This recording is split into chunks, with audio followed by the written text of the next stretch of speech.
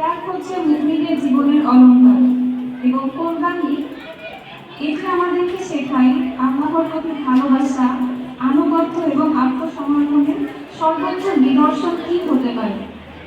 পবিত্র কোরআনে আল্লাহ সুবহানাহু ওয়া তাআলা বলেছেন, কুল ইন্না সলাতি ওয়া নুসুকি ওয়া মাহইয়ায়া ওয়া মামাতি লিল্লাহি রাব্বিল আলামিন। অর্থাৎ বলুন, নিশ্চয়ই আমার সালাত, আমার কোরবানি, আমার জীবন এবং আমার মৃত্যু সবই একমাত্র আল্লাহ রাব্বুল আলামিনের জন্য। প্রিয় উপস্থিতি, হজের প্রতিটি আমল আমাদের ত্যাগের শিক্ষা দেয়। ইহরাম, হজের সময় আমরা যে ইহরাম দেখতে পাচ্ছি আমাদের শিক্ষার্থীরা অনেকেই পরিধান করেছেন, এটি আমাদেরকে শেখায় অহংকারকে ত্যাগ করা। আমরা জাতীয়তাবাদ পোশাক পরিহার করে সাদা সিধা পোশাকে রবের দরবারে হাজির করি। সাফা মারওয়া, এটি আমাদেরকে ধৈর্য এবং আল্লাহর উপর ভরসা করতে শেখায়। এবং আরাফা, এটি আমাদের তওবা এবং আত্মসমর্পণকে শিক্ষা দেয়।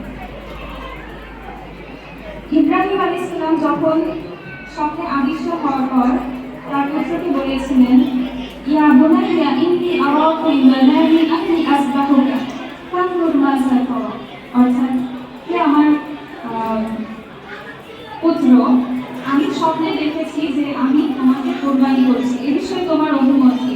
তখন ইসমাঈল আলাইহিস সালাম উত্তর করেছিলেন, ইয়া আবাতি ইফআল মা তু'মার সাতাজিদুনি ইনশাআল্লাহু মিনাস সাবিরিন।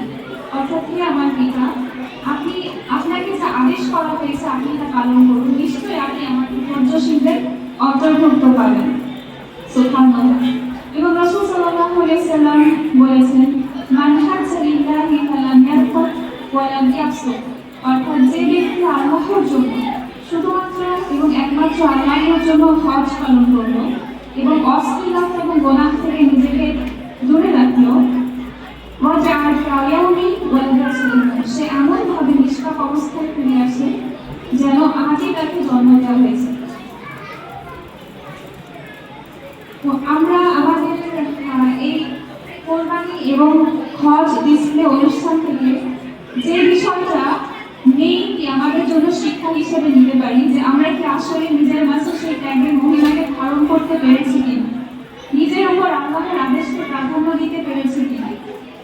আল্লাহ সুবহানাহু ওয়া তাআলা আমাদের সবাইকে হজ এবং কোরবানি প্রকৃত শিক্ষা বস্তু জীবনে বাস্তবায়ন করার তৌফিক দান করুন।